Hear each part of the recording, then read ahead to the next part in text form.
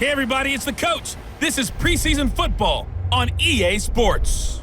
Ahead, we'll see Russell Wilson and the Seattle Seahawks as they take on Kirk Cousins and the Minnesota Vikings. I'll join you again at halftime to look at some of these stats and scores from earlier this afternoon. But for now, it's Sunday Night Football. And on the call, as always, Brandon Godden and Charles Davis. Coach, thanks very much. Spread between 4th and 6th Streets in downtown Minneapolis. We welcome you inside spacious U.S. Bank Stadium. It can certainly get loud inside this building. And just a few moments ago when the Vikings were introduced, it was downright shaking in here. They're set for football as the Vikings get ready to do battle with the Seattle Seahawks.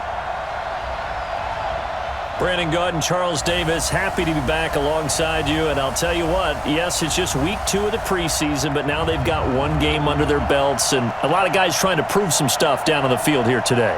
Not only that, these coaches like to win. And I used to think it really didn't matter who won in the preseason. Then I watched some of those shows that the NFL does, and you see the coaches in preseason after a loss jumping all over their guys. So I learned one valuable lesson. Wins and losses count no matter what time of year it is.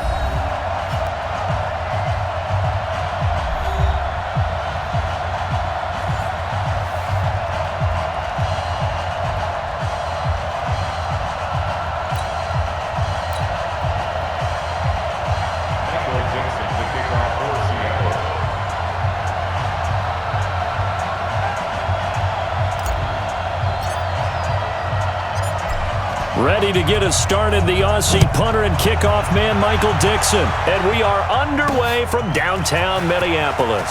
This fielded a few yards into the end zone. And a pretty good return here. He'll be stopped just shy of the 25 at the 24-yard line. The Vikings heading out, and it's Kirk Cousins at the helm in his second season in purple and white, 8th year overall. 30 touchdown passes for him a season ago. That's a career high as he aims to get the Vikings back into the postseason.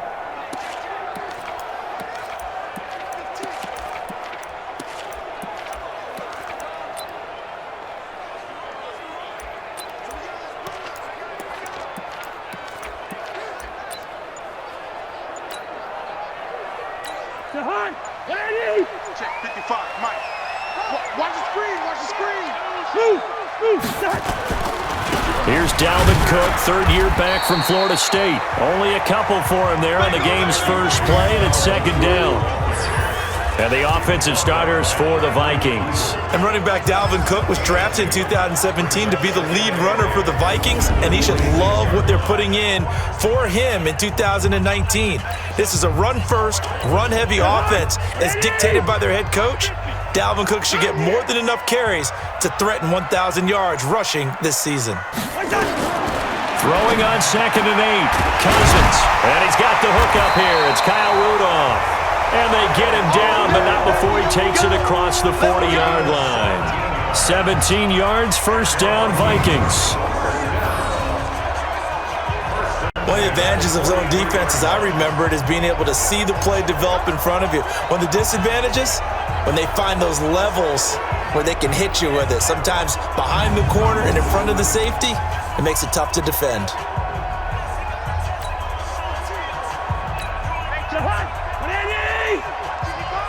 You ain't going nowhere.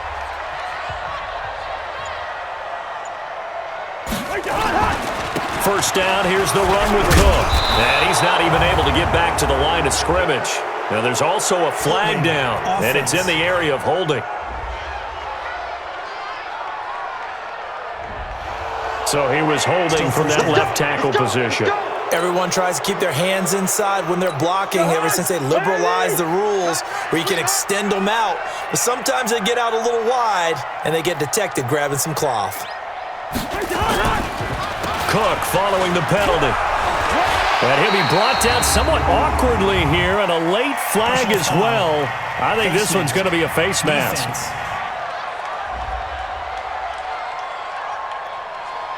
Officials so cognizant of that call nowadays, but that would look pretty easy. Yeah, you're right. They took out of their hands having to wonder whether it's a 5-yard or a 15-yard inadvertent or not. Now, it's a lot easier. You see it, you call it.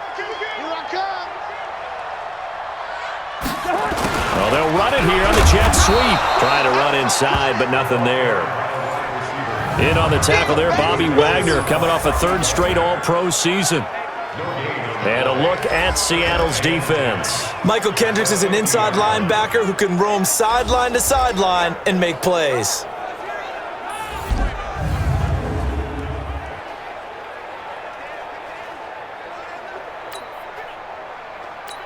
Mike's 50, Mike's 50. Let's get the ball.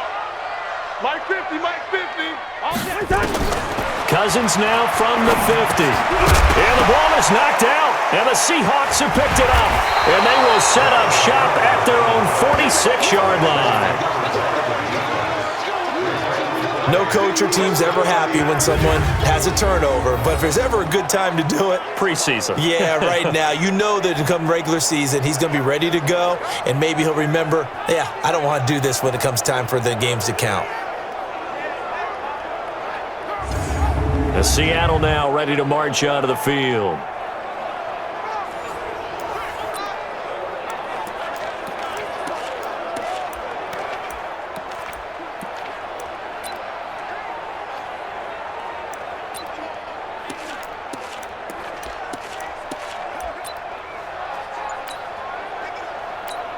So good starting field position for him here as they come up 1st and 10 at their own 46. This is Chris Carson, 1,000-yard rusher a year ago. And he got blown up, losing yardage on the play back at the 44. This will be a 2-yard loss on the play, and it'll be 2nd and 12. I like the strategy.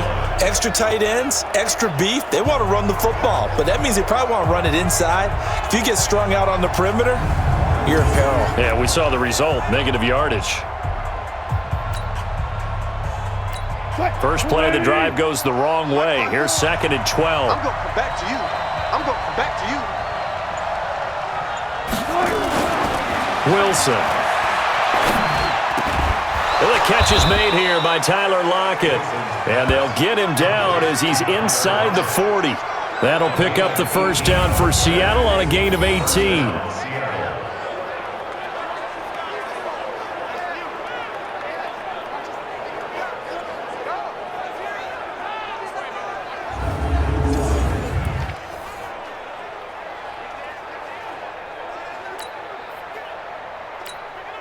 So here's a 1st and 10 at the 38. Squeeze, double. They'll run on 1st down. It's Carson shedding the tackler, and it gives him some room. 10 yards on the pickup there, and it'll be 2nd down. So back-to-back big runs, picking apart this defense on the opening drive. I thought this was a passing league. I thought this was the era we were in where the ball was always in the air, right? They didn't get the memo. They didn't get the memo, and I know this to be true. Offensive linemen still, to this day, they want to run the football. They want to fire out and hit people across the line of scrimmage, and they're clearing space. A gain of just a yard, but it's a 1st down. Scouts inform when we see guys like that make that type of a catch, not fair goes through my brain. That size, that speed, and now they're acting like wide receivers too. Yeah, tight end one-handed catches. They're kind of like wide receiver one-handed catches nowadays. Just not right. They'll wind up losing 3 yards here, and that'll make this a 2nd and 13. Anytime you call an inside running play, you just know there should be a lot of congestion there.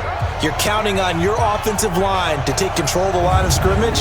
That didn't happen in this case, and that play got bottled up. 380. 54 Mike.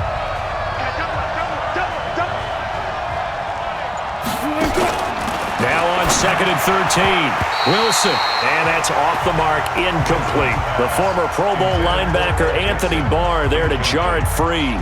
You know, during these preseason games, we're in week 2 right now, it's always funny looking at our spot charts up here in the booth because with all the guys that might play in this one, it seems to get bigger and bigger each year. Yeah, we pretty much supersize them, don't we? Because, you know, remember, they're carrying 90 now. And with the new rules, they'll carry 90 all the way through the preseason before they make the final cut. Oh, yeah, a lot of guys to learn for these games. A big 3rd down pickup of 20 yards.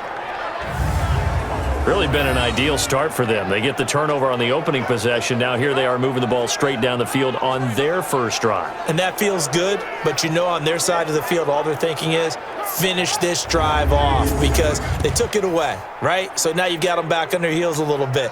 Now go down, put a touchdown on them. Look out. You've won the mental battle early in the game, and that may carry over for you.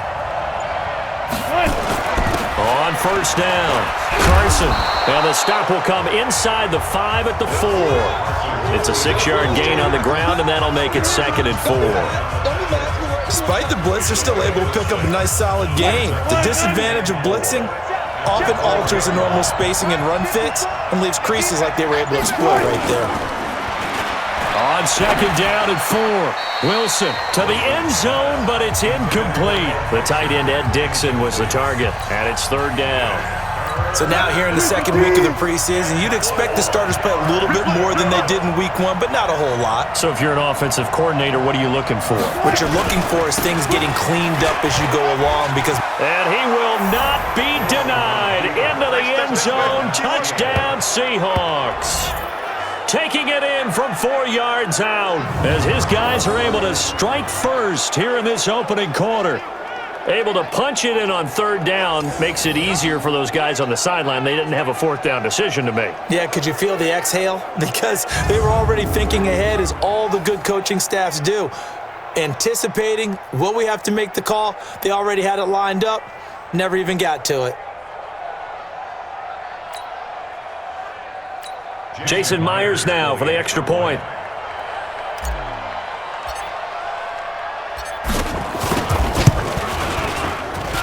And this will give the Seahawks a 7-0 lead. A 10-play drive that time. And it was all capped off by the Chris Carson touchdown run.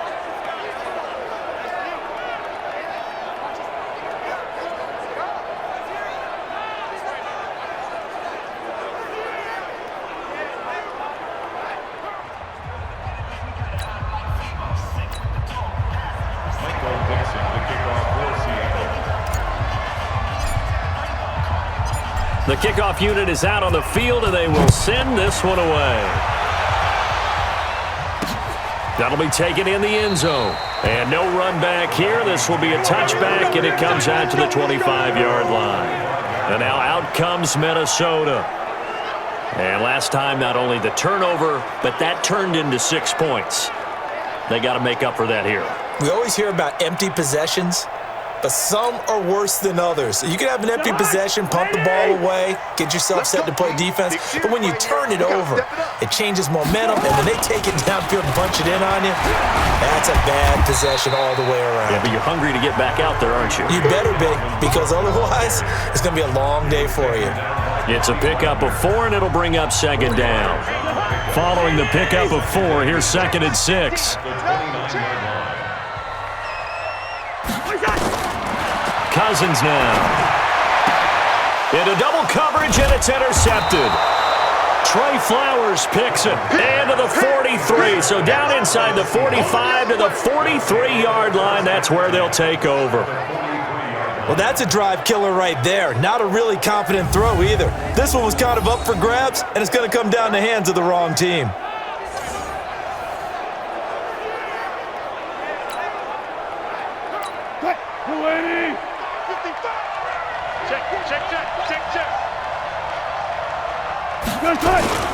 They'll run on first down. It's Carson. And he's taken down inside the 30. It's a gain of 15. First down, Seahawks. Well, they're making an effort to get the ground game going tonight. So far, it's working. I like what we're seeing from the offensive line. They seem to have the leverage going, and they're controlling things and reestablishing the line of scrimmage, moving that defensive front backwards, but also like what the runner's giving us, too. It appears that he's been waiting all day long to get out here and take off. This is Carson. Breaks a tackle. And this will leave him a yard short. Nice pickup of 9 yards on first down. Pretty effective run there, and now they can start to smell that end zone. Pound the rock. Make sure you use your O-line to set the tone of dominance and physicality, and pound the rock. On 2nd and a yard, Wilson. Oh, he got position on him, and he pulls it in. And they work this near the 5. He'll be stopped at the 6. But it appears that they read man defense and went to the out route, and what you have to do on that one is the receiver's got to make sure he works the defender towards the middle of the field to give himself space to cut to the outside and have that ball delivered with good timing, and they got it done. They run it with Carson. Looking for a seam, but finding none. He'll get back to the line of scrimmage, and that's it. No gain on the play that time, and it sets up 2nd and goal. They come up here with another shot from the 6-yard line, and it's 2nd and goal now. Throwing is Wilson. End zone caught. Touchdown, Seattle. David Moore there to make the grab. And the Seahawks are able to stretch that lead out a bit further. On those slants, everything happens so quickly. What makes it work? The timing between the passer and the receiver. In this case, a slant route ordinarily is probably about 3 steps before you go on the slant. In this amount of time, I think it was a 2-step deal. Boom, put his foot in the ground and got inside for the pass. Got inside for the pass, got inside for the catch and the score. Extra point up and through by Myers. And that'll make the score 14-0. So that drive spanned 5 plays. And it all culminates with a Seattle score.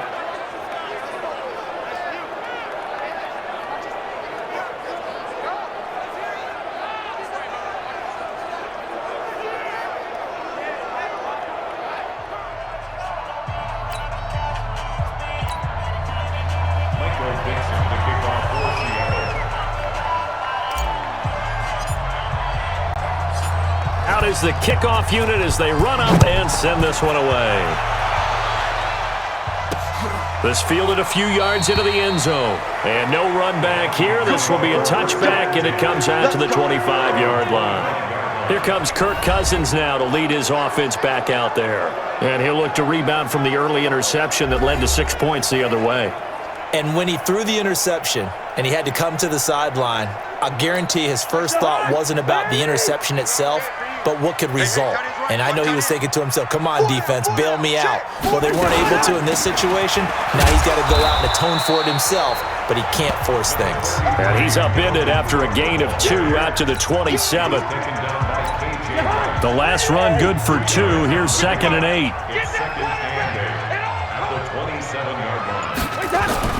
Off the play fake, Cousins. And this is going to wind up incomplete. The coverage there too strong on the deep ball, and now they face a 3rd down. These 5th-rounders, and to use him as an example, maybe you take a little bit of a flyer on someone, hope you hit goal.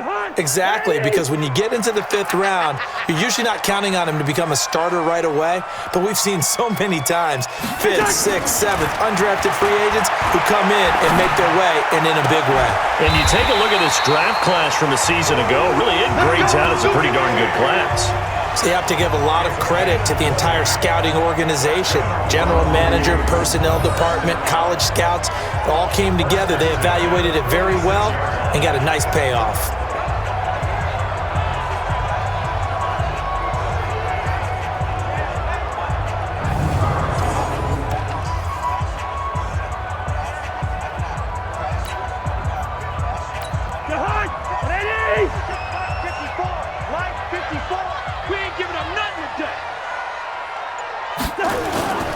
On 1st down, Cook. And he is met quickly in the backfield. Down he goes, folded like a lawn chair. He'll wind up losing a yard on the play, and it'll be 2nd and 11. We think, Brandon, I like the intensity this defense is showing right here in these first few drives. They're not just holding the line because they're doing their job, but they're doing more than that, aren't they? They're getting a nice push into the offensive backfield. And a great example right there for the loss on the tackle.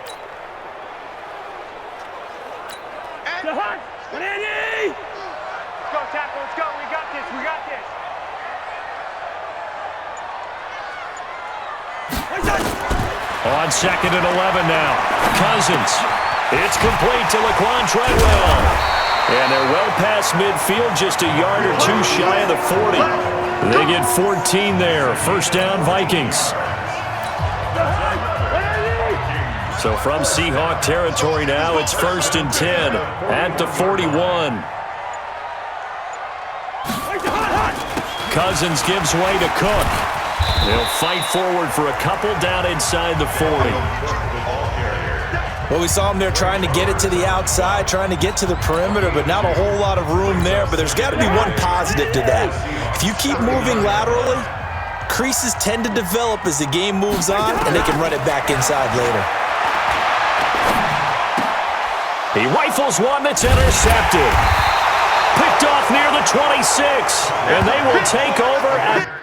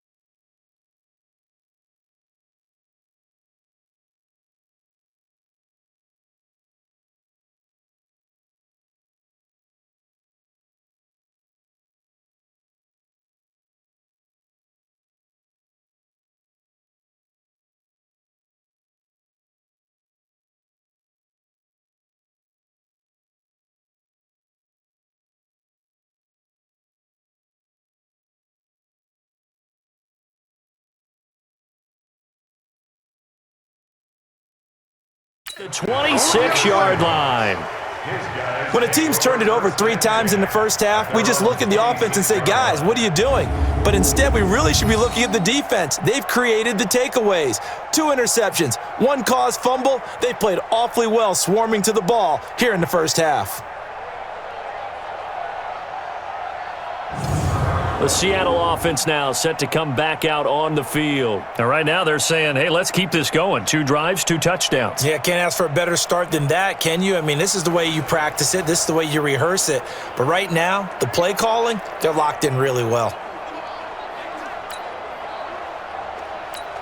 Wilson and the Seahawks take over now, 1st and 10 at their own 26. Wilson going to fake the give and keep it himself. It's caught, Lockett. And he gets this one just shy of the 40, down at the 39. Offense. Well, as a lineman, they are trained. You've got to stay close to home. If you're more than a yard downfield, they're going to toss that flag, and they did there.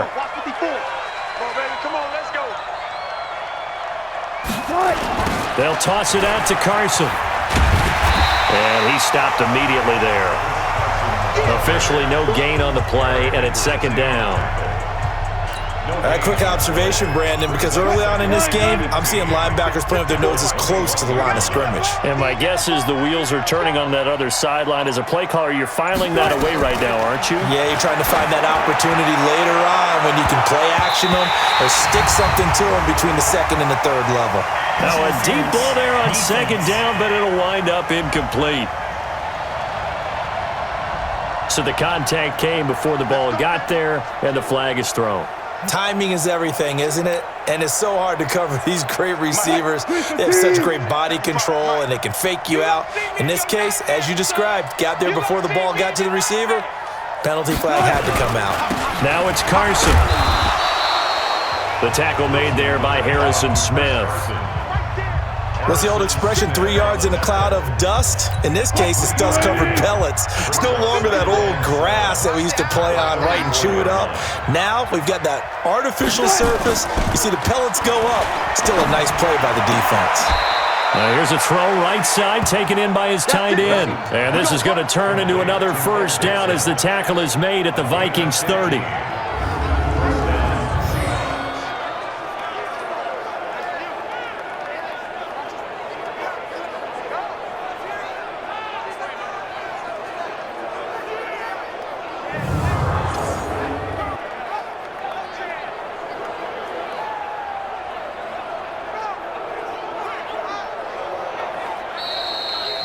$14-0 the score. This is the NFL on EA Sports.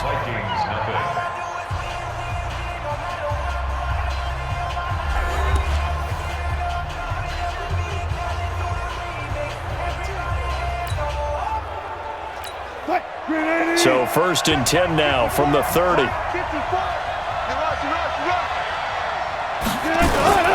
They'll run on 1st down. It's Carson. Give the tackle there to Danielle Hunter. When we see those runs to the perimeter, when we see those runs to the edge, we think about big breakers, don't we? In this case, it was a modest gain, but it does open up possibilities here on 2nd down. To throw on 2nd and 6, Wilson. And Dixon has it. And this is going to turn into another 1st down as the tackle is made at the Vikings 14. When this offense can get their tight ends involved, they can move the football. Here, a nice route, able to look it in, and picks up the 1st down.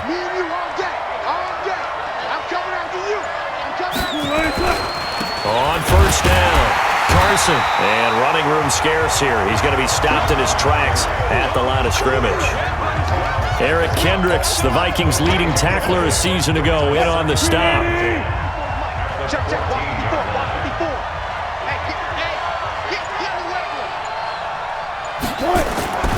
Throwing on 2nd down. Wilson completes it to Dixon.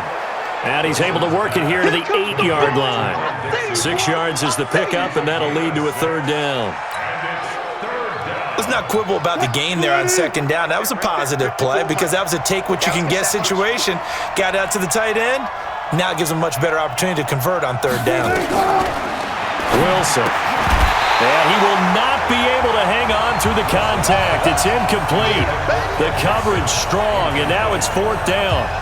As we thought they might do here in week 2 of the preseason, they'd left their starting quarterback out there for this second quarter, but I would imagine we will not see him after halftime. Yeah, this is the time of year you've got to get your backup some reps and make sure you protect your starting quarterback.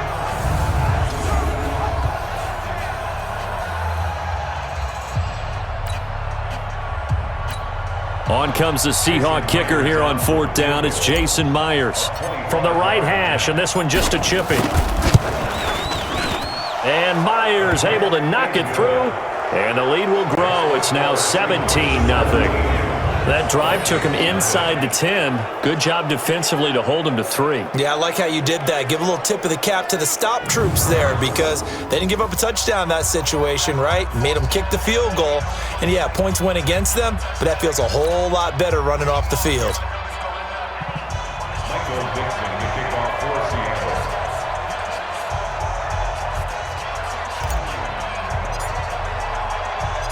The kickoff team on the field now as they will send this one away.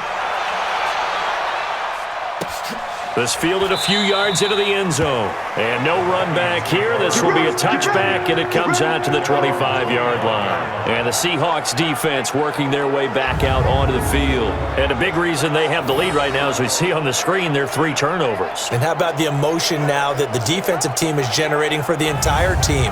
Creating the turnovers, what they call takeaways, and turning those into points for their team. That's why they have the lead, and that's got to be exciting for those guys on the defensive side of the ball. Cousins and the Vikings with a 1st and 10 at their 25-yard line. Here's Cook as they begin on the ground. And they're able to get this one across the 35. 12 yards there, 1st down Vikings. Exactly what they needed right there because they needed to use the ground game to take some pressure off because the quarterback's been struggling a little bit.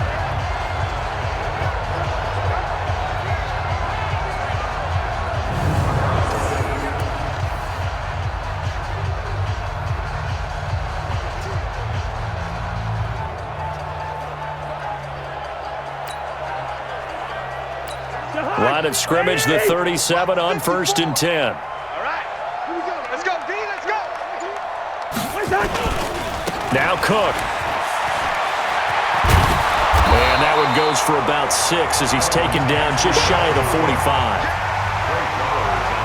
And there we saw one of the downsides of blitzing during a rundown because sometimes you get out of your gaps. You don't fit the run quite as well because you're headed towards the ball carrier with abandon. From the 44, Cousins. And for the 3rd time here in this half, it's intercepted.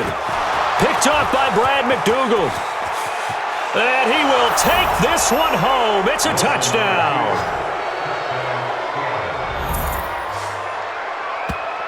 Partner, what we just saw, that's a great example of a team that was really amped up. They've been playing so well, yet they didn't get overexcited and have a bust on defense and gave up a big play. Instead, they created their own big play with a pick 6. This one may be over. Yeah, it's just the first half, but that lead has swelled to the point where you're wondering if it is over already.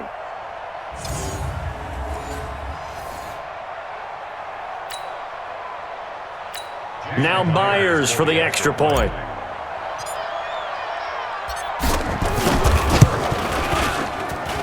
And the lead is now 24. A heck of a play there defensively, getting the interception, navigating his way into the end zone for the touchdown.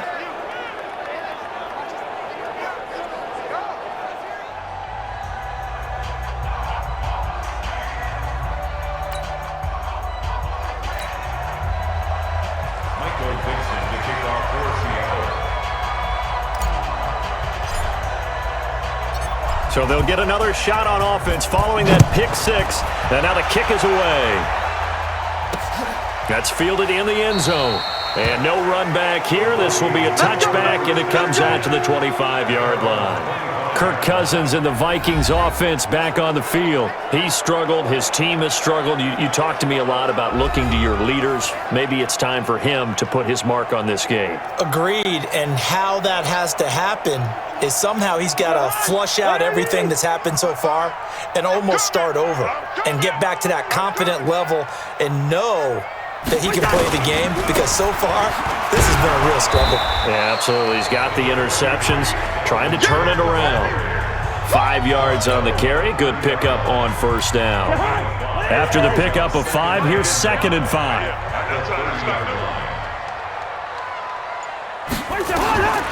To throw, Cousins. It's complete to Diggs. And they get him down, but not before he takes it across the 40-yard line. 13 yards as the Vikings pick up the first down. Come on now, come on now. 1st and 10 at the 43-yard line. A 10th carry in the game for Cook. And this one's going to go the wrong way, losing yardage back at the 42. It's a loss of a yard there, and it's 2nd down. It's interesting going into this game. There was so much talk from both sides about who would control the line of scrimmage. I think we've seen who has it in this one so far. Well, they've bottled him up. He's barely averaging over 3 yards a carry right now.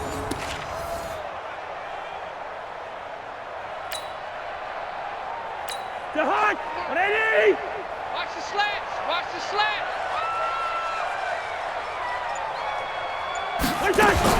On 2nd and 11 now.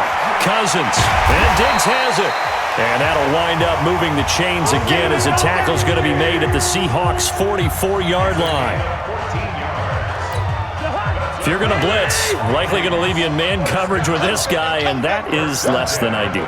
It is, because just about any offense that has an elite receiver, if you blitz and have him in man coverage, you're going to him, even if he has an elite defender on him, because he usually knows where the ball is before the defender does.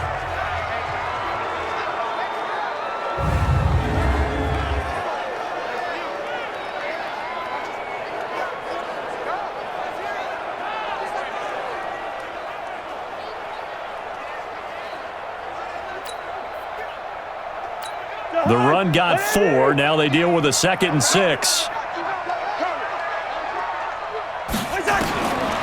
Throwing, Cousins. And his throw here's incomplete. It was Trey Flowers that time who got a hand in and broke it up. Some of the fans here don't seem too happy about what we've seen in this first half. No, not at all, and I understand why. They've looked lethargic, out of sync, and it shows on the scoreboard. On 3rd down, Cousins lets it fly for Thielen. And he bats it away, and it falls down incomplete. So it looked like they were getting ready to convert there on 3rd down, but what an effort to get his hand on that one, knock it away, and brings up a 4th down decision. For the field goal, a 57-yard And this is good from 57 yards out. That was bombs away right there. These kickers now, it's like we take them for granted. Kicks like that used to be such a big deal, and now you just expect them to make it. Yeah, you're exactly right, and we shouldn't take them for granted, but I have a theory about it. You want to hear it? Yep. They are more athletic now than ever before. Talk about kickers.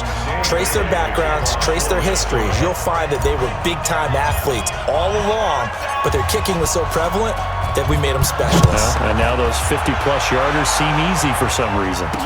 This fielded a few yards into the end zone. And no run back here. This will be a touchback, and it comes out to the 25-yard line.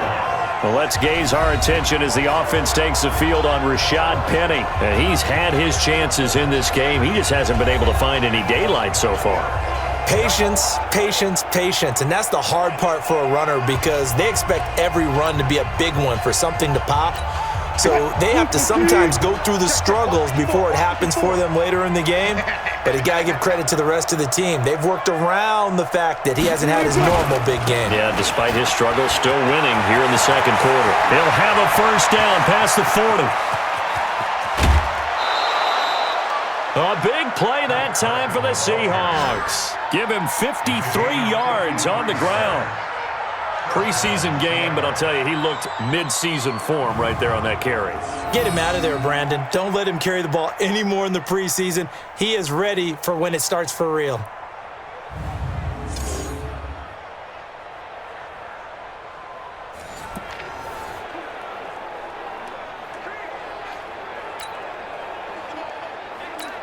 So barely time to catch our breath. Here's 1st and 10 just outside the red zone.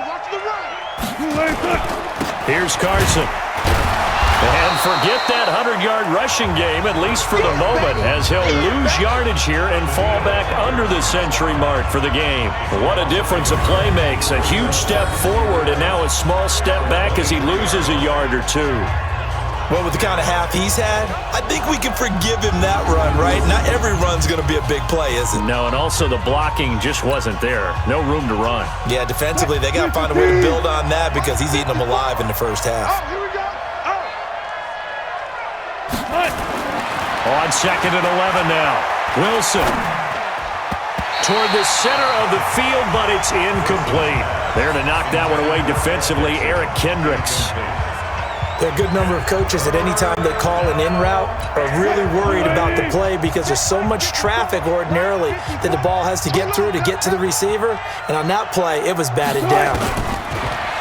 To throw is Wilson. Going to throw deep for the end zone. Back of the end zone. Could he get his feet down? No, it's incomplete. You hear the calls for a penalty, but I just don't think so. I think in this situation, the defender was making sure his guy couldn't hold on to the football. So I don't see anything that warranted a flag. No, I'm with you. There was contact, but I'm happy they kept that flag in the back pocket.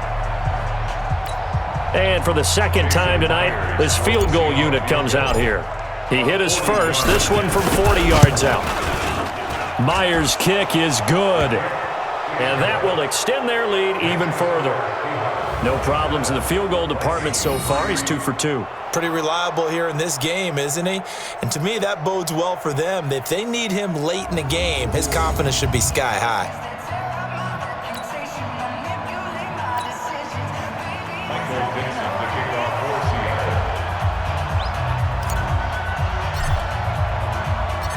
Set now to kick this one away, and off it goes. That'll be taken in the end zone. And no run back here. This will be a touchback, and it comes out to the 25-yard line. Now the Vikings offense works their way back onto the field. And fortunate to get points on the board last time. They had to hit a really long field goal to do so. The kickers in today's game are so good and so skilled and hit from distances that we almost start to take them for granted, and we can't do that. That's a long field goal that they got 3 points out of. They've got to feel good about that, and they better make sure they love him up because he's helped them out. Yeah, now we'll see if that offense can put 6 on the board here. We'll see. They'll run with Madison, and he'll wind up with about 6 up past the 30 to the 31. Let's talk a little football 101 here because one of the keys to advancing the ball downfield, success on first down. Huge difference, as we know, between 2nd and 4 and 2nd and 8 and 9. From the 31, Cousins. And this one incomplete. Too much contact to hold on to that one, and it's 3rd down.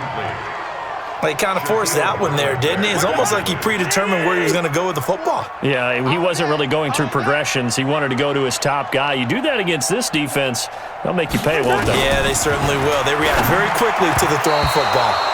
And now the 3rd down throw incomplete as well. More problems here on 3rd down. They've converted only once so far in this first half. And you know as well as I do in this league, if you don't win on 3rd down, it makes it hard to win a ball game because then you're relying on your defense, you're relying on your special teams. You've got to get it done with your offensive unit.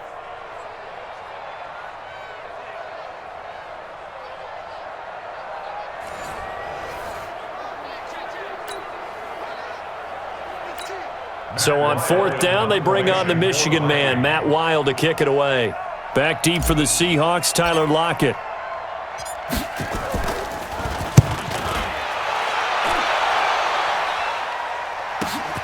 Now it's Lockett. A big kick that time, 52 yards.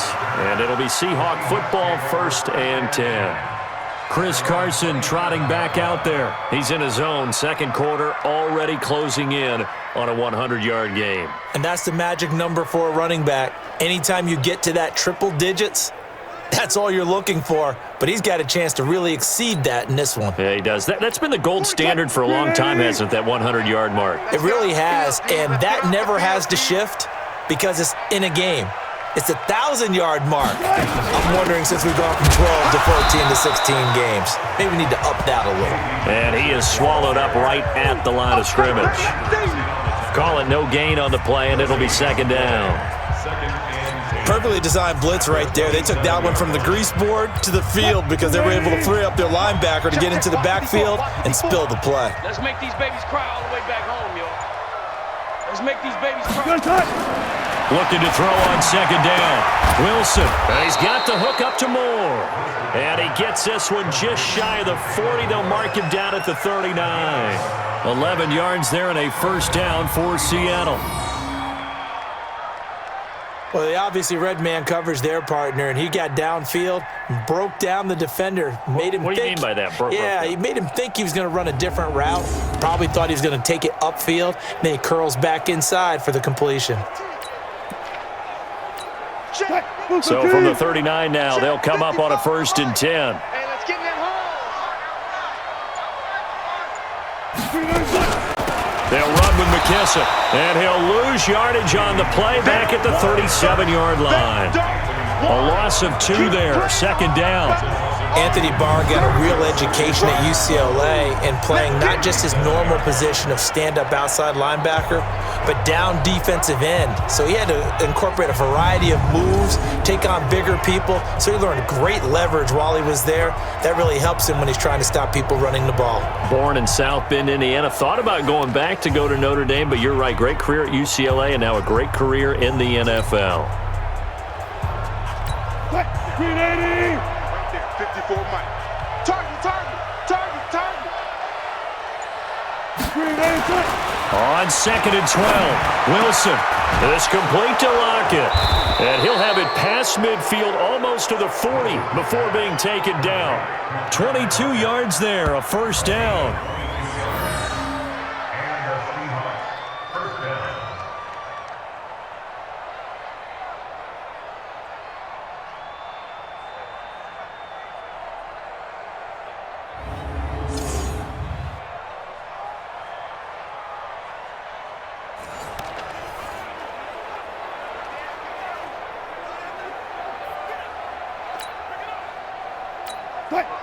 From Viking territory now, they'll come up 1st and 10 at the 41. They'll run on 1st down. It's Carson, and he is going to be stopped cold behind the line of scrimmage. That's going to wind up a loss of a full 3 yards on 1st down. It's a tough one right there. He ran right into the teeth of the blitz as the linebacker was freed up in order to stop that one for a loss. I think quarterbacks got to see that. Got to find a way to audible into something a little more advantageous.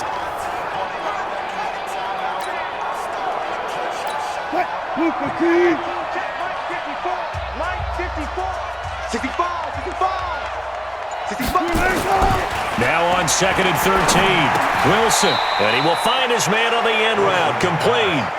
The reception good for 7. It's 3rd down.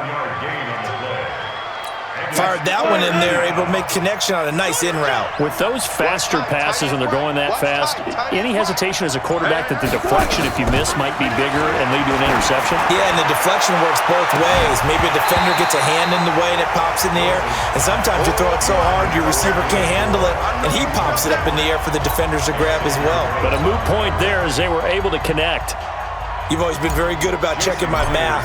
Am I correct? That's the first time that he's been incomplete when they're throwing it to him? Yes, he had caught every other ball coming his way. So they feel like they've got something really good going there, and they're going to continue to go there until the defense makes an adjustment and takes it away. Well, they finally made an adjustment there. We'll see if they can build on that stop. These kickers now, it used to be that a 50-plus yarder was cause for celebration, now seemingly automatic. Yeah, isn't it funny when we prepare for a game, when you look at the backgrounds of these kickers? It's interesting, isn't it, to find out they were all-state quarterbacks, receivers, defensive backs, all-state wrestlers, right? Baseball players. We're finding athletes all along, and now they're just specialists putting it through the posts.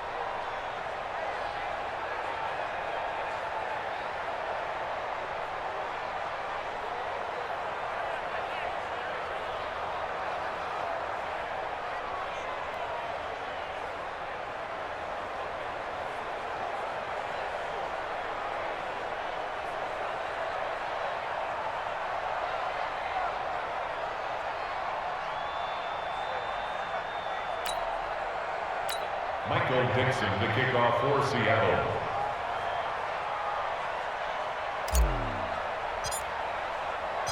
The kickoff unit is out on the field, and they will send this one away.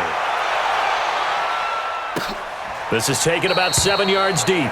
And no run back here. This will be a touchback, and it comes out to the 25-yard line. Adam Thielen, he gets set to go again with the rest of this offense. Hasn't had his best day to this point here in the second quarter, and they're losing. You got to think, though, that also means that maybe the defense doing a good job on him. There's two sides to that coin. I would agree, so you have to give them credit, but that means you've got to find a way to beat that defense and make sure one of your top playmakers touches the football and has an impact on the game.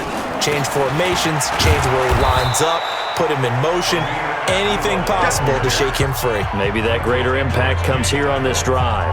A gain of 3, second down. They tried a quick hitter inside, but that one was swallowed up because what they're hoping, those big defensive linemen will take the bait and move laterally and open up a crease that they can run through. Didn't happen on that play.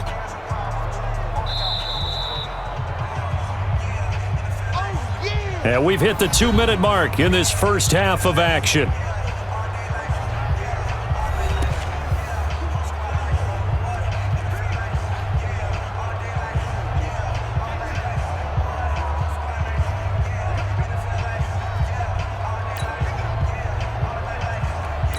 Coming up in a couple of minutes, we'll get you to Jonathan Coachman in Orlando. The coach will have stats and scores from earlier today in the NFL. On 2nd and 7, Cousins. And that is incomplete. A lot of force bearing down on him there. He could not hang on. It's 3rd down. The positioning here is key. As a defensive back, you're taught 99% of the time, make a play on the football. But in this case, making a play on the man was all the difference. That's what forced the incompletion.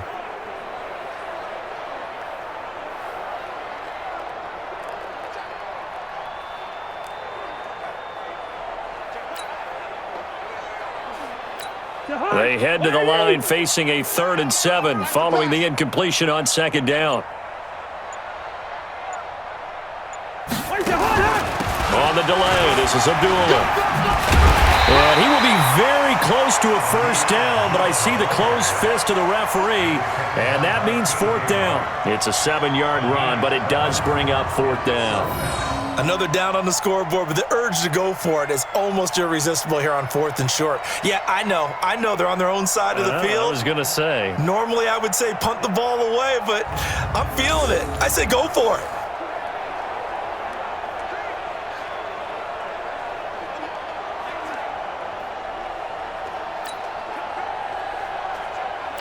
Here's Matt Weil now, as he'll punt it away for the second time.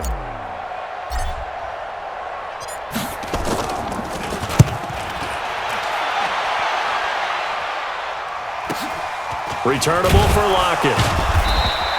That'll be put in the books as a 53-yard punt. And the offense will take over with a new set of downs.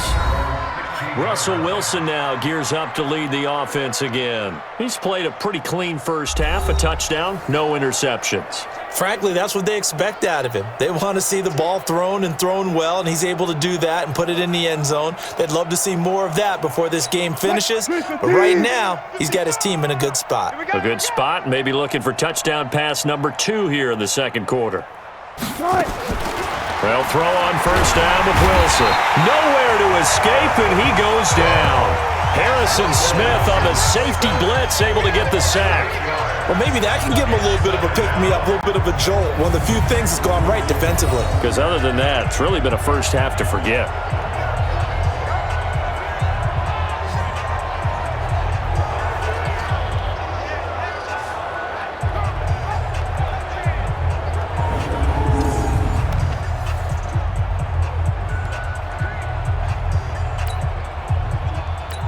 So that complicates things a bit here. 18 yards to go now on second down.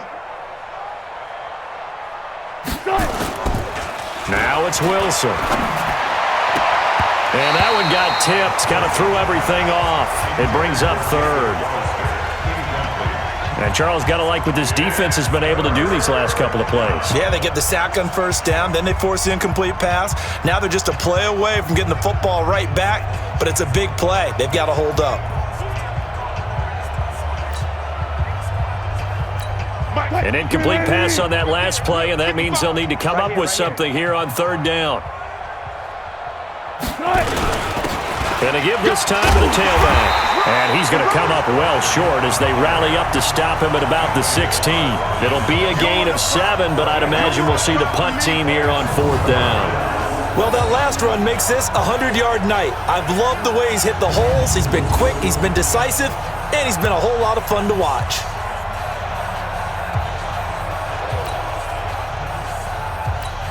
Fourth down, and out is the all-pro punter from a year ago, Michael Dixon, to punt for Seattle, standing just outside his own goal line. Taken from just outside the 30. So possession goes over here on the punt. And control of the football switching hands with very little time remaining until the half. Here are the Vikings now to start their next drive. And from this spot in the field with the clock where it's at, you think we're just going to see a knee and that's it? And I think in this situation, that's the proper play. But we do know there's some risk takers out there that may want to take one more shot before the clock runs out. So we've come to halftime after a very one-sided beginning to this one. As we'll head down to Orlando, that's where we find our man Jonathan Coachman at our EA Sports Halftime Report. Coach. Okay, Brandon, we'll get back to Minneapolis in just a moment. Just letting the folks know this is the next to last game on the preseason Week 2 schedule. One more tomorrow night, and then our first Monday night game of the year. The 49ers and Broncos from Denver. In our game, still a lot to keep an eye on. Guys battling, trying to make a ball club. We'll send it back to two guys already on our team. That's Brandon Godden and Charles Davis.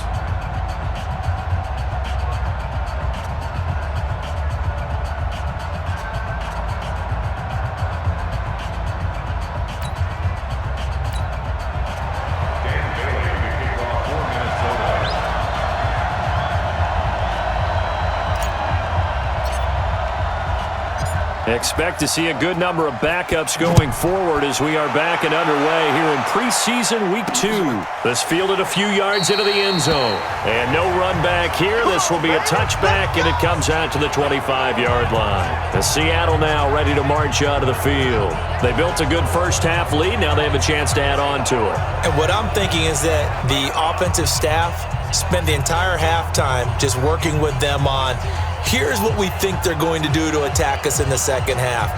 Nice first half that we've had, guys, but be prepared for some change-ups.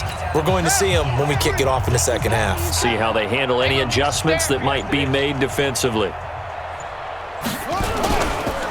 Second half begins with a run from Penny. Oh, he's got a little daylight. 23 yards on the pickup there and a first. They just look like they're having fun out there. Big lead. There's another big play on the big run. I mean, they can't be stopped. I'm a little bit older than you, as you well know, partner, and you tend to tell me that all the time. But there used to be a big-time song, and the lyric was, "Summertime and the living is easy." Right now, it's football time, and the running is easy for this crew.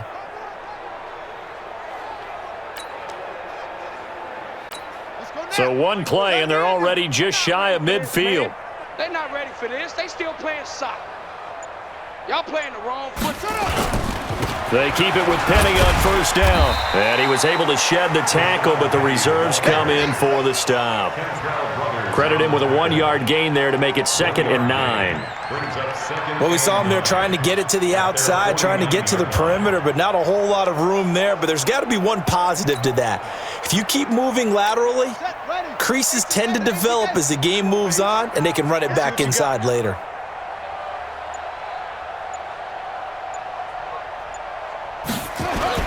Now it's the backup Smith. And that'll be incomplete. Took a pretty good shot as he tried to pull that one in. Couldn't hang on, 3rd down. Brandon, it looked like he had his hands on it for a moment, but let's face it, that was going to be a tough catch all the way because of the presence of the defense right there as he was trying to haul it in. Yeah, nice job to force the incompletion.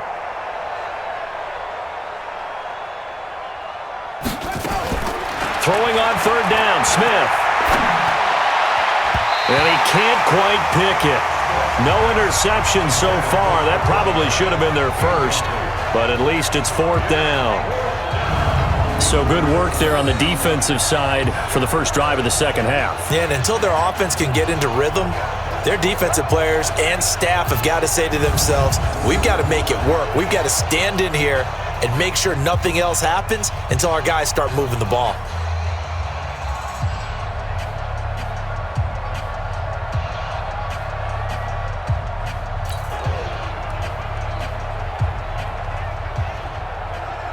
Now here's Michael Dixon as he'll kick it away for the 2nd time.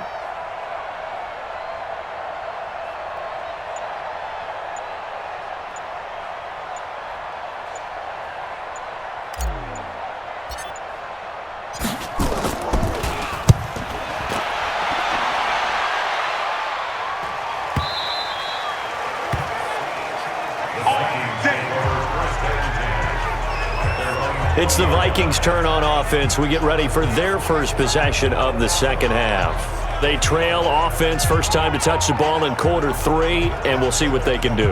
And I can't wait to see what they have planned because some teams script to start a half. Other teams just go, okay, these are the sequence of plays we want to run. These things worked well for us. And sometimes they throw in that big chunk play right away. Shocker. Try and get after them early and try and create a big play to give themselves some momentum. See what they have up their sleeve. They start the drive with Abdullah. And he is met in his tracks behind the line of scrimmage. Now that sends him 2 yards in the wrong direction and leads to 2nd down. After seeing that, maybe time to go back to some downfield throws here. Yeah, anything. Change it up because the teams that win, the best teams, they're the ones that make adjustments. Doesn't mean you can't come back to what you thought you could get done. Sometimes when you open things up a little bit, you can get back to what you wanted to do before. So the opening play of the drive goes backwards. Now they'll come up on 2nd and 12. And here comes throw number 1 for the backup QB. This is screen to Abdullah. And he'll lose yardage here, back to the 15. That's a big loss of 3, and it brings up 3rd down. Now, that screen there on 2nd down certainly didn't develop how they had hoped. Is that one they should have even tried, or is that one the quarterback sticks in his pocket? I think the latter. I like what you said there, because trying it is one thing. We can second-guess just about every call. But in this case, when you realize it is broken down, just throw it at the feet of your intended receiver so that no one can pick it off, right? You don't have the ball tipped up in the air, and you come back and try and pick up the 1st down on 3rd down. That way you don't lose any yardage. It's going to be a long day, offense. It's going to be a long day. On 3rd down, Abdullah. Well, this is going to depend on the spot, but it's not a very generous one. He looks to be about a yard or so short. It'll be a pickup of 14, but they're still a little bit short as it brings up 4th. This offense really put themselves in a tough spot on 1st and 2nd down, needing long yardage to try and pick up a 1st down, and they ended up getting a great run. Explosive, picked up nice yardage. You don't expect to be in this situation on 4th down, but guess what? It all started with what happened on 1st and 2nd down. Really put them behind the 8 ball.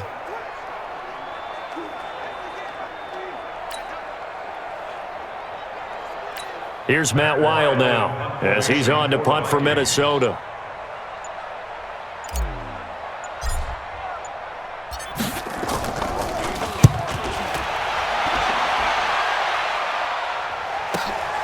This is taken at the 15.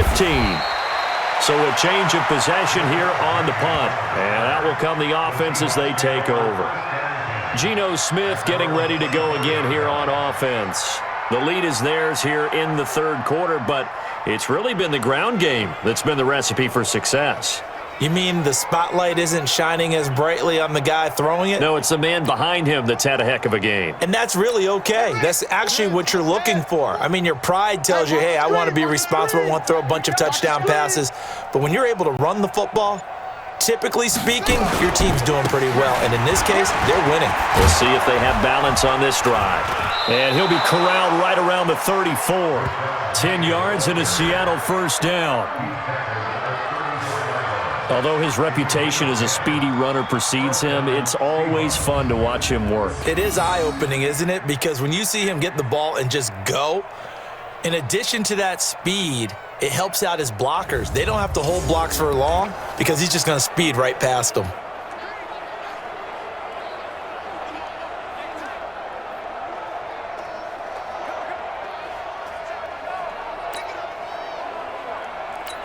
From the 34 now, here's 1st and 10. 50's the mic. Pick it up, guys. Pick it up.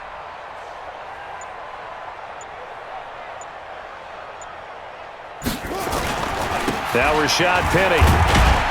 He'll get about 4 as he's past the 35 to the 38-yard line. They're trying to show that they can run the ball and protect this lead. Give it to the backs, play a little bit of keep away, don't you think? And that's probably a good philosophy at this point, going to make that defense stand up and stop them.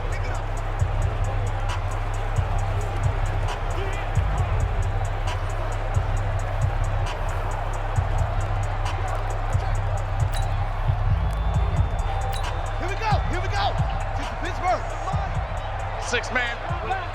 Check curls, check curls, check curls.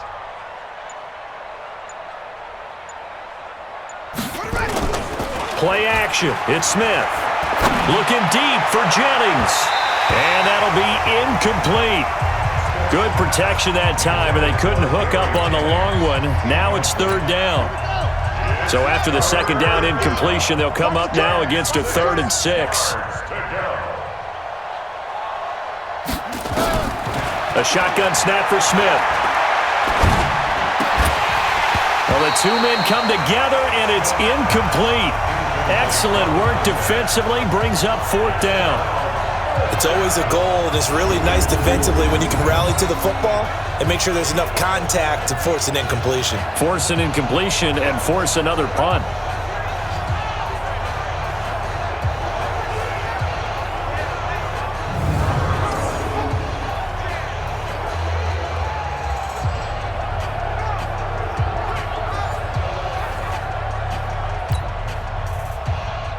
Now here's Michael Dixon as he's on to punt for Seattle.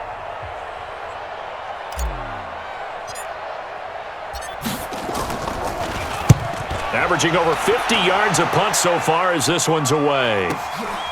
Oh, he's going to go ahead and field it from the 3-yard line. A big boot that time. 57 yards, the official distance. And the Vikings will be backed up deep to begin their drive as they take over 1st and 10. Now the Minnesota offense set to take over again. These guys had to punt last time. It has not been a very fruitful game offensively thus far. They haven't even made a trip to the red zone. And I know that everyone's going crazy on that sideline because that drives you berserk to come off the field, not really move the ball well. As you said, not even get to the red zone, let alone, not even put points on the board. They've got to just take a deep breath, relax, try and figure out what is working and call more of that. They're going to get about 3 here out of this first down run, and that'll bring up 2nd and 7. In on the stop, it was the UCF product, Shaquem Griffin. And that's one of the reasons you like to blitz even on rundowns. It confuses the blocking assignments. It doesn't allow those offensive linemen to get up to the second level. 3 yards on that last carry. Here's 2nd and 7. I'm trying to collect. Here's a 2nd and 7. And that's going to be incomplete. A lot of contact, no call, and it's 3rd down. We saw this a lot in the first half, and it continues. These receivers just not able to get much separation. So that means they have to win the 50-50 balls. They've got to go up with the defender and find a way to start coming down with them. And this time, contact and another incomplete pass. And he fires one that's intercepted. Tedrick Thompson picks it, and he'll take this back down inside the 20. That interception sets them up beautifully already in the red zone. And you can hear it all the way up here. Oski, everyone turned to block, find a spot, and now they're set up inside the red zone for their offense.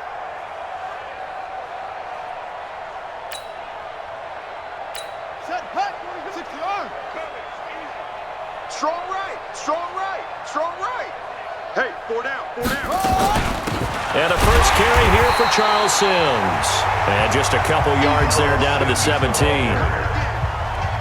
Doubling this guy has to be a priority before moving up to the next level because the big fella, he just ate that one alive, just stuffed it. In fact, before the game, he was talking to us, and he's like, hey, these pants make me look fat? And we said, nah, man, you're just a whole lot of guy. He is at well over 300 pounds. He's a big man. And stopped a few yards shy of the goal line at the 3. Sets him up nicely. 1st and goal. It was a pickup of 14.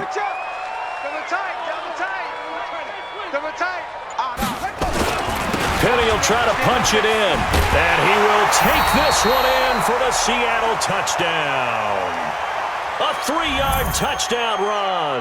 And the Seahawks capitalize on this short field as they take it in for 6.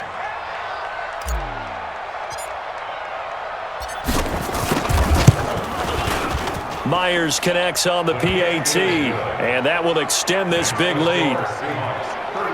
So they only needed 3 plays on that drive. And it's finished off by a Rashad Penny touchdown run.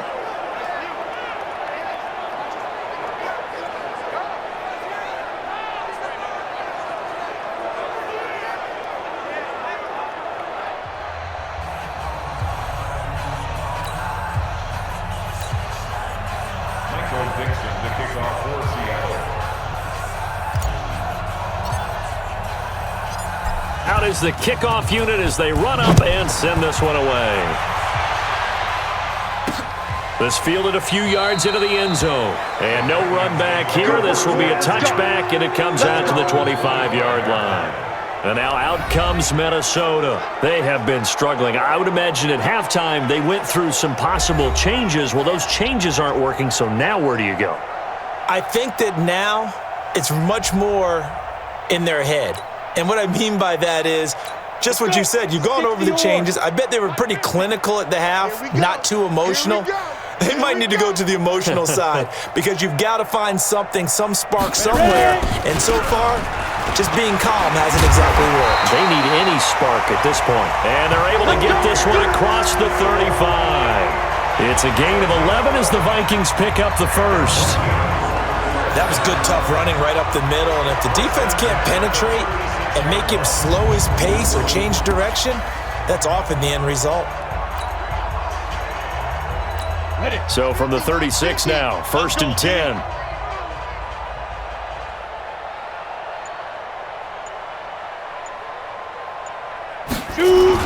This is Abdullah. And he's going to be taken down here with a penalty flag on the field. Holding offense. That time the right guard sending him backwards. And so many different types of guys rotate in on the defensive line now depending on situations. You can get the bulky guy, the fast guy. No matter what, though, you can't hold them. They go jet sweep. This is Taylor looking to find a lane, but he can't rein in at the line of scrimmage. No gain on the play. It'll be 2nd down. No gain on the play. Brings up 2nd down at the 28-yard line. On the ready. Mike's 50, Mike's 50. I'm coming after you. I'm coming after you. He'll look to throw. He'll try and set up the screen. It's complete. And only able to get 2 here. Stopped at the 30. So many things have to come together just right for a screen pass to break for big yardage. The blocking, the timing of the pass to the runner, everything has to fit together just right. But on that play, the defense was able to disrupt things and hold it to a short game. And he can only manage to take this thing to the 38, well shy of the 1st down. We often talk of situational football. Let's just call it team football. The defense did their job, got off the field, brought up a punting situation, so they're turning the ball back over to their offense.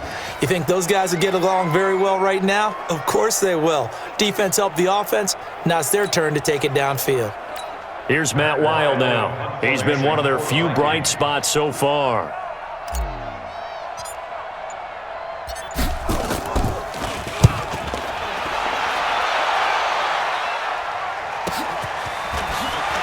Stays on his feet. And all deep in his own territory. He coughs up the football. And he's going to score. It's a Viking touchdown. C.J. Ham taking it in. And the Vikings are able to close the gap just a bit. I'm glad we were paying attention during the rules seminar because we learned the only time you can't advance a fumble like that is in the last 2 minutes of either half. Right. Other than that, if that ball's out, whether forward or backwards, it's live and free for anybody. No doubt about it. When you say free, that means he's got free reign to pick it up and go. And that's exactly what happened there. Took it in for a touchdown.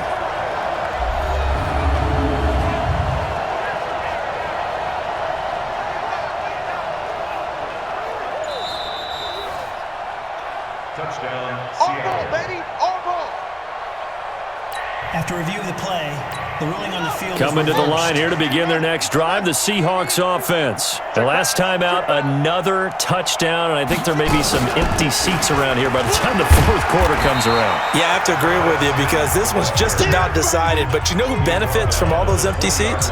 You and me, trying to get to the airport. That's the roads true. will be fairly clear that is by the one time we have to positive. leave the booth. Check my 50. Set the tone, defense. Set the tone, defense. Throwing on 2nd and 8. Smith. And it's hauled in by Nick Vanette. And he'll get this up to the 30-yard line. 10 yards and a Seattle 1st down. 1st down, Seahawks. When an offense reads blitz, doesn't matter where it's coming from, tight ends know that they become a big part of the passing game because they should be an easy outlet when all those extra bodies are trying to get to the quarterback. A hot route, so to speak. And he's going to lose yardage and be backed up to the 25. Call that a loss of 5 yards on the play. And it'll make this a 2nd and long. I have zero rooting interest in either team in this game. I only want a good game. But with all the offense we've seen from them tonight, it's kind of nice to see the defense step up and make a big play. Yeah, I was wondering if they were ever going to get him in the backfield. Nice to see him get a stop. Check 55, Mike. Come, boy. On 2nd and 15 now. Smith. And this one incomplete. Too much contact to hold on to that one, and it's 3rd down. They went with a dime look on defense. 2 extra defensive backs on the field and covered up essentially every blade of grass. That allowed them to disrupt the play. 3rd and long. It's Smith. He's got this one complete to John Ursua. And he'll be taken down, but not before they work it across midfield. A gain of 27 on the play. And the Seahawks first down.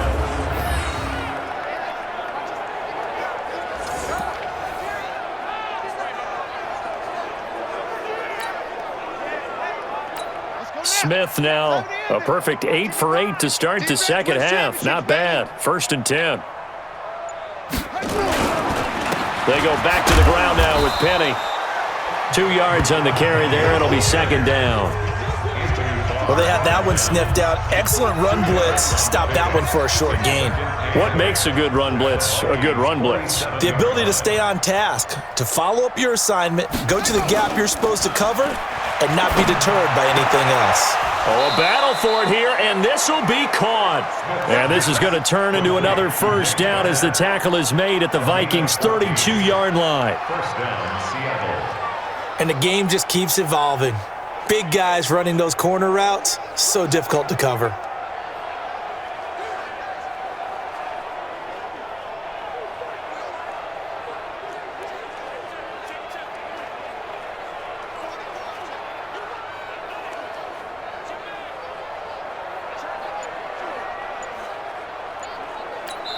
And with the play clock winding down, we're going to get a timeout. It's just their first, so 2 remaining as they burn one here in this 3rd quarter.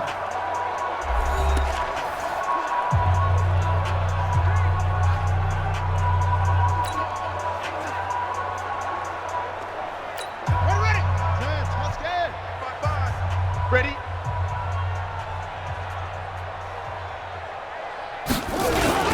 On the run, it's Penny.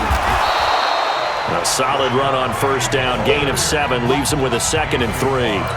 Looks to me like maybe there's a little attrition setting in with this drive, because when you see that type of a run, I get the feeling the defense getting a little bit tired. And that's the last thing they need, especially when they look up at the scoreboard. From the 25 on 2nd down, Smith, the former Pro Bowl linebacker Anthony Barr there to jar it free. Well, the secondary's really struggled today, but that's a little bit of a measure of revenge, isn't it? And they just followed the basic rules. See ball, knock ball away, turns into a nice play. Now a 3rd down throw, but it misses the target, incomplete. They went with the dime look that time on defense, just flooded the field with defensive backs, blanketed everyone, took away all the passing angles, thus the incompletion. So they'll turn to the kicker again. He's been a busy man thus far. This from 42 yards out. And Myers able to knock it through. And they're well on their way now as the lead grows even larger. So making 4 out of 4 now in the field goal department, and he's able to extend their lead. When drives are bogged down, he's been automatic out there. So nice to have a kicker you can count on to put points on the board. The kickoff for Seattle. The kickoff team on the field now as they will send this one away. This fielded a few yards into the end zone. And no run back here. This will be a touchback, and it comes out to the 25-yard line.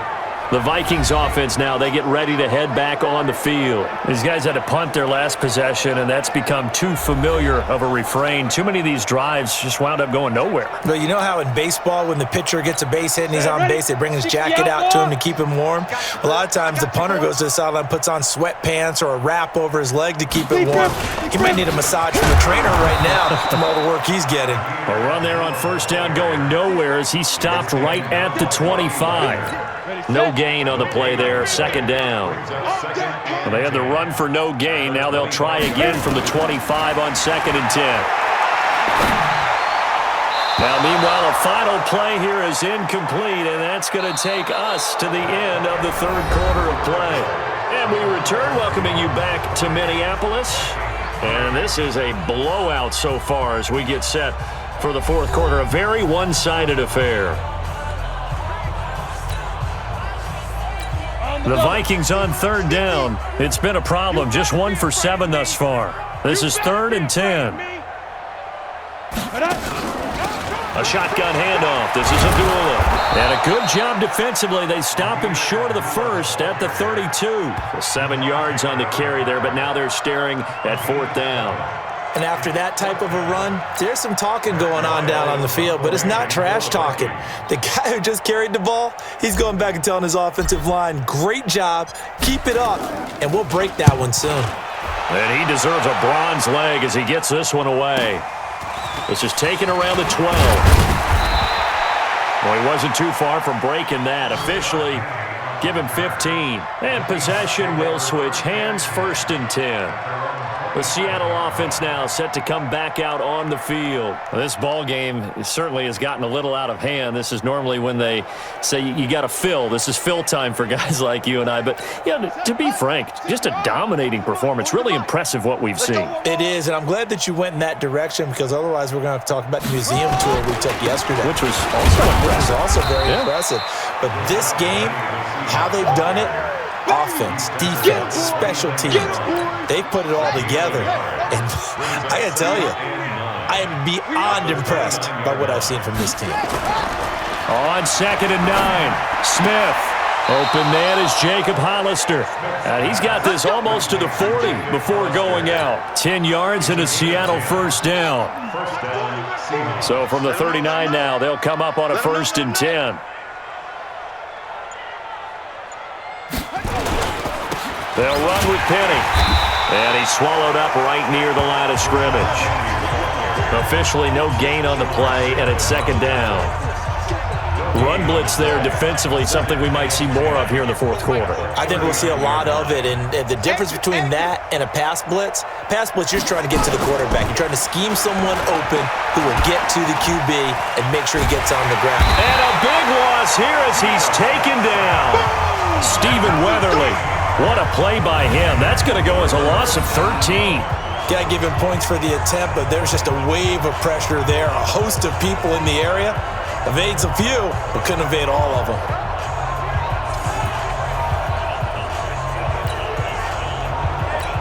Now a tough spot for Geno Smith and company after the sack.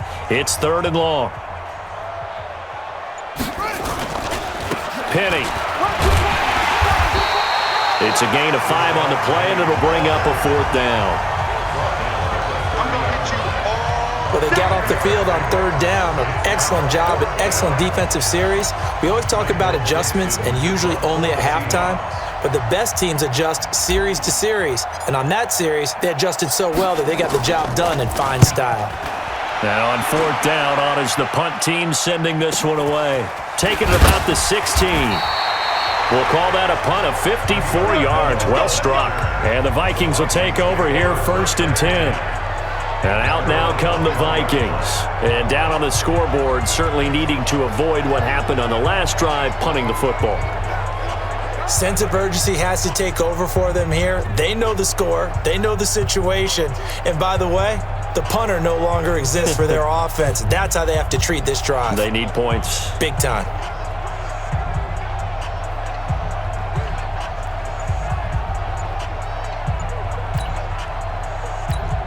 Set. 18 Gator. Check. Watch 54. Watch 54. Hey, pick your game. Get it. And they begin the drive with Abdullah. And he's going to get this one across the 30-yard line. 10 yards, and it's good for a Viking 1st down. We'll definitely see some open running lanes, and he's taking advantage of it right now, but that shouldn't be a surprise. Defense has the lead. They're playing for the pass first.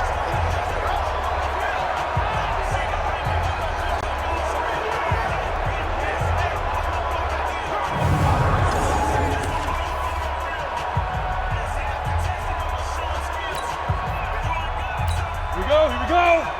70, Indy. Keep it up, defense. Keep it up, guys. 5. They go back to Abdullah on 1st. He takes this one across the 35 to the 36, a gain of about 4. I call that play a success. A nice inside run sets up a very manageable 2nd down. A very solid gain on that play. 2nd and 6. That's caught by the tight end, Irv Smith Jr. And he's dropped just before the line to gain. 4-yard pickup leaves him with 3rd and 1. The Vikings on third down. Just one conversion in 8 tries. Not good. They need just a yard here. It's 3rd and 1. And Abdullah lost the football. And the Seahawks have picked it up. And they'll set up shop in enemy territory at the 45-yard line. You know, if this is the regular season, partner, we'd be talking about just how costly a mistake that was, but probably good for him to get it out of his system right now. Just hope for him and the team it's not a sign of things to come. Yeah, without a doubt. Plus, you got to worry about making the team. Those types of errors don't help you. The Seahawks offense now, they get ready to head back onto the field. We've got a lopsided game here. I don't know, Charles, what does the handbook say that we discuss when we've got a game like this in the 4th quarter? Hold on a second. Let me thumb to the proper page on that. Know what it says? What? Let's discuss how we got here. This is a dominant performance, where they took control of this game, how they've managed to keep control of this game, and then we go ahead and think about how we're going to leave here and get to the airport. In a lopsided blowout, the roads are usually open. They'll wind up losing 3 yards here, and it'll bring up a 2nd and 13. So now they have to contend with 2nd and 13 after the first down run goes backwards. They'll fake it. Now Smith. He's going deep for Brown, and he almost intercepted it. They haven't picked a ball off yet. That probably should have been their first. And it's 3rd down now. An incomplete pass on that last play, and that means they'll need to come up with something here on 3rd down. He can run for it, and he will. And he's going to be stopped here at the 43, and that is not near enough to pick up the first. Give him 5 on the QB run, but it's going to bring up a 4th down. Well, if you're going to run the read option, typically, you've got to keep an eye on the defensive end. And what does that mean? What are you looking for with a defensive end? Well, you want to play off of what he does. If he collapses inside towards the running back, then you pull it and take it yourself outside in. If he stays outside, you go ahead and leave it with the running back. In this case, pulled it and got good yardage himself. So they're forced to punt on 4th as this one's away.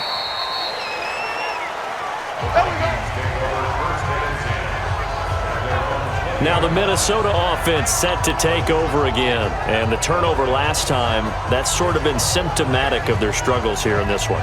Big word. I like it, though, because you're exactly right. You like that, don't you? All game long, they've struggled moving the ball, turning it over on the last possession. Is that word again, symptomatic? Yeah. I like that. Your analysis, symptomatic of the success of this broadcast. What I like is that you gave me the word, and I just kept using it. Big Al Woods there to make the tackle. The last run got a couple. Here's 2nd and 8. At the 22-yard line. Here's 2nd and 8. Complete. Smith has it. And they're able to get this one across the 35. It's a gain of 16, and the Vikings have the first down as well. Almost not fair. The big guy running the corner route, being able to lean and push and get to where he wants. So how do you stop it? A lot of times you want to have a linebacker on him, a bigger body guy who can handle him physically, but a lot of times that doesn't work as well because his quickness often wins the route. On first down, Abdullah. A good run there on first down, and it'll leave him with a 2nd and 2. Oh, that's one to warm the hearts of all those old school football players, isn't it? Tough, hard, gritty run, got behind his pads, bowled over a few people. Look at that one, right up the gut. Saw through 3 quarters, no reason to lighten up now. And they'll work this down to the 40-yard line, tackled there. So a decent gain, but all for naught on the penalty. It's too bad, isn't it? They were feeling pretty good about it. The only people celebrating, the guys who just gave up that play. Now they face a 2nd and long following the holding penalty. They're going to look to throw. He'll find Taylor. That's complete. 22 yards there, a first down.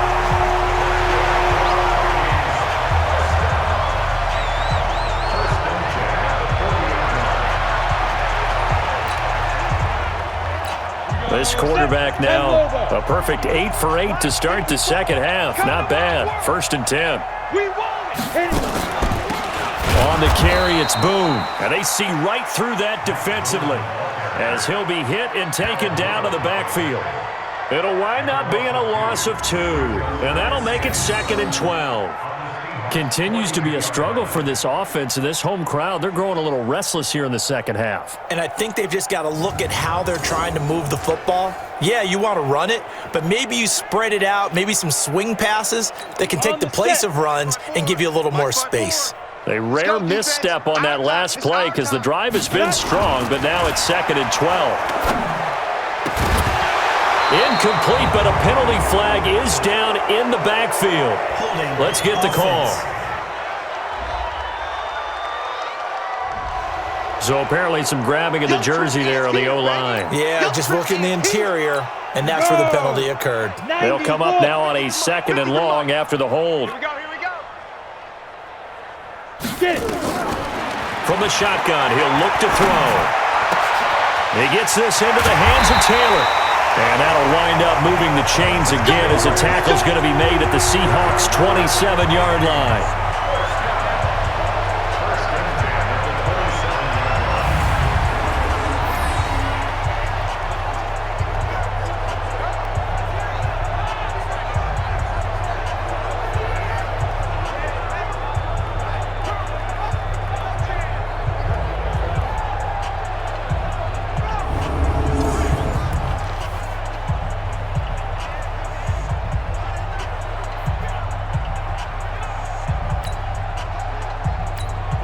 So from Seahawk territory now, it's 1st and 10 at the 27. Running from the gun, it's Abdullah. Absolutely nobody fooled there. He's going nowhere fast as he stopped behind the line of scrimmage.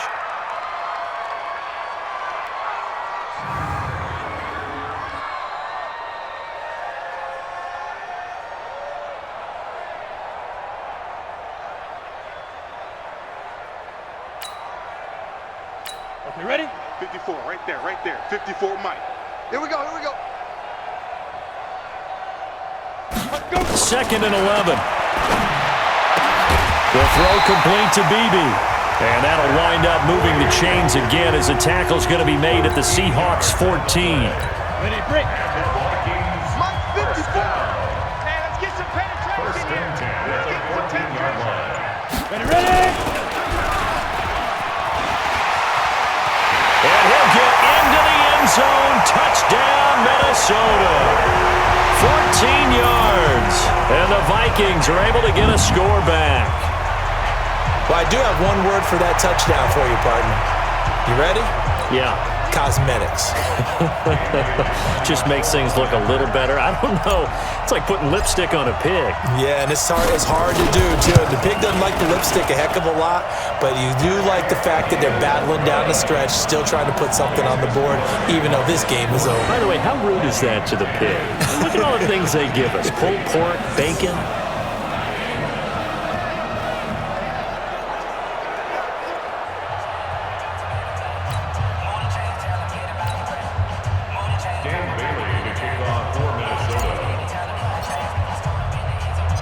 Bailey now to kick it away after the touchdown.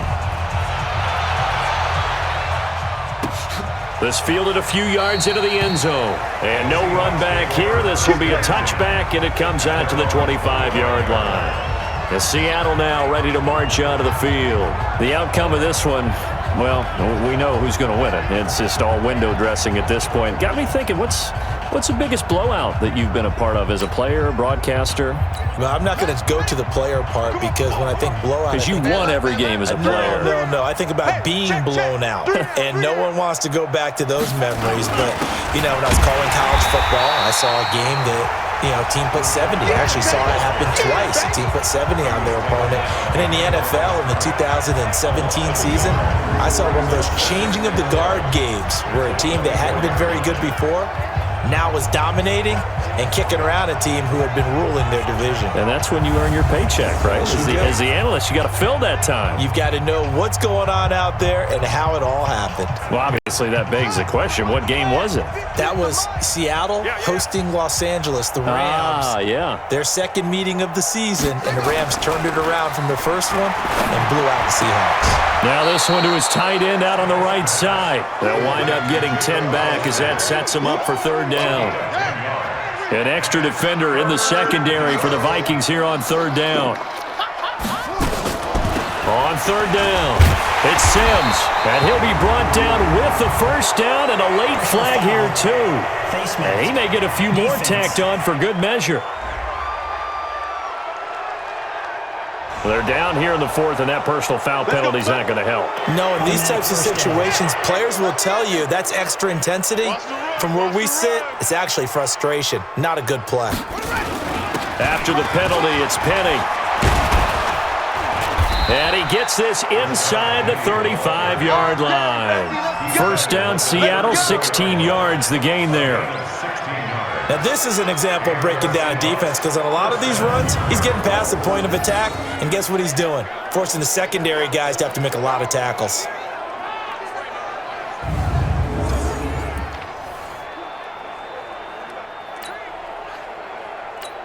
Not totally home free yet, but it's looking good as they come up 1st and 10.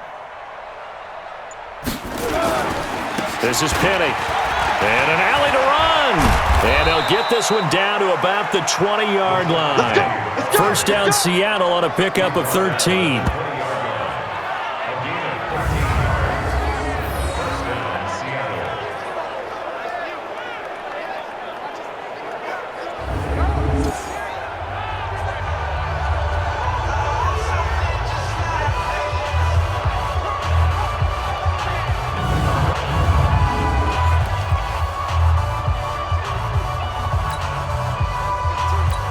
So it's Seahawk football as we march toward a conclusion. And let's see what they've come up with offensively after having time to talk it over.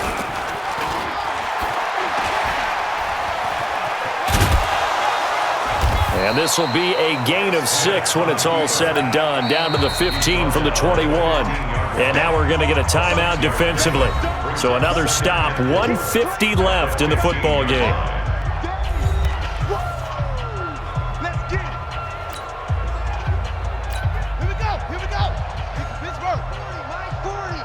Coming to you.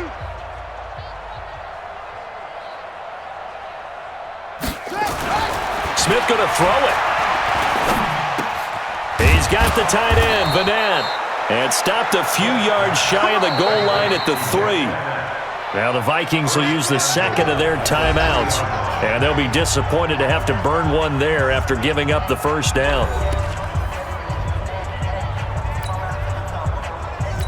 They come out here in the eye. You better bring it. You better bring it. They'll try and run forward with Penny. And he will get into the end zone. It's another touchdown. This thing is ugly. So another score there. Often you talk about the 3 phases of the game. Defense, offense, special teams. It's been a clean sweep in this one, hasn't it? It certainly has. They've been pretty dominant throughout this game. And privately, the head coach will add a 4th phase. That's the coaching. And he'll tell the ownership that as he tries to negotiate a new contract off of this win. They are looking strong here in the 4th quarter. Extra point up and through by Myers. And the lead will swell by 1 more. So that drives 7 plays in length. And it's finished off by a Rashad Penny touchdown run.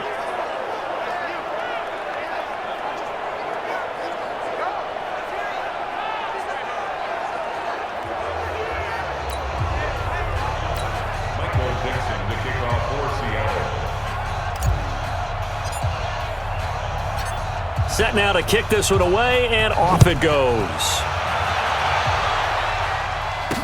This fielded a few yards into the end zone. And no run back here. This will be a touchback, and it comes out to the 25-yard line. And now out comes Minnesota. They've lost this one. Their offense has struggled.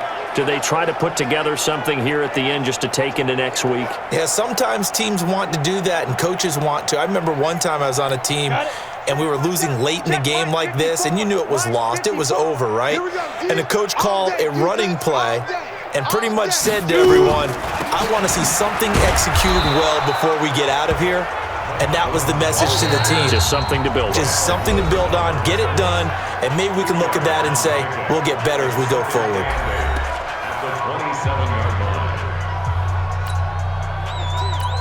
They'll break the huddle, come up on 2nd and 8 at the 27-yard line. Give me that ball. Give me that. He'll drop to throw. The catch is made by Dylan Mitchell. It's a gain of 16, and the Vikings have the first down as well. Offense for them has been at a premium. You wonder where plays like that have been all game long. They're thinking the exact same thing themselves, but they're also looking forward now because now these plays are really for next week, trying to get some momentum going.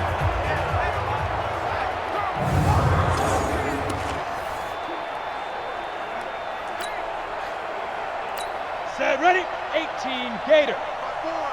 You can't block me. You can't block me. On first down. Boom. Give him 5 on the carry there, and it'll be second down. The Vikings going to use their third and final timeout as they'll talk things over prior to this upcoming second down play. The first down run got 5. Here's second and 5. Check right, check right. Second and 5. And that is incomplete. A lot of force bearing down on him there. He could not hang on. It's third down. At this point, down big, you'd have to imagine this defense, they're just going to sit back, blanket the field as best they can. Yeah, this is actually the easy part of the game for them because, just as you noted, they can sit back, keep everything in front of them. But they've blanketed the field the entire game using a variety of coverages. Now the Seahawks forced to use their third and final timeout as they'll head to the sideline and talk over what to do next. Here's Matt Weil now. He's been terrific so far.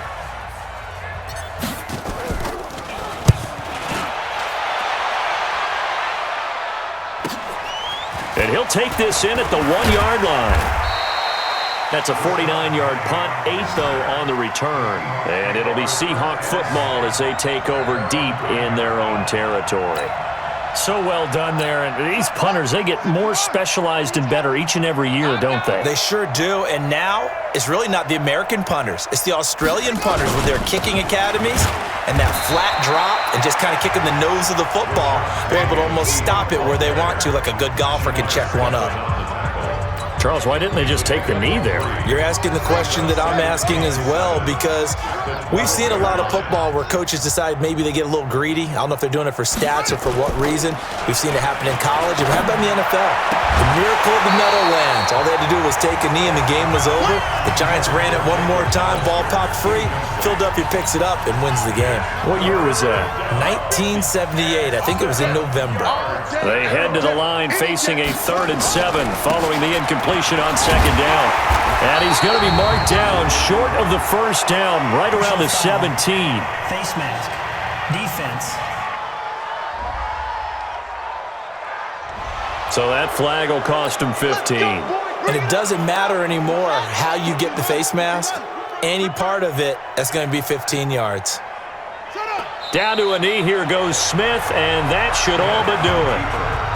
Well, partner, it's just preseason, but it always feels good to be in victory formation, taking the knee for the W. Yeah, I've often thought to myself when I watch these preseason games, some teams need the wins more than others. You know, if you're established and you're used to winning, not quite the same. But if you're trying to learn how to win, it's important to get it done. And to be able to kneel down at the end, even better.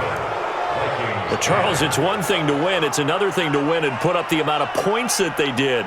Boy, were they clicking on offense. They can't help but feel great about themselves, can they? I mean, what a game to put up that number of points, continually feeling like they're moving the ball and things are working and clicking. They think that they can bottle this and carry it with them. And as an offensive coordinator, you just don't think you can do anything wrong. Whatever you call, run, pass, it's all going to work. That's called being in the zone. So that'll do it for my partner, Charles Davis, and the best darn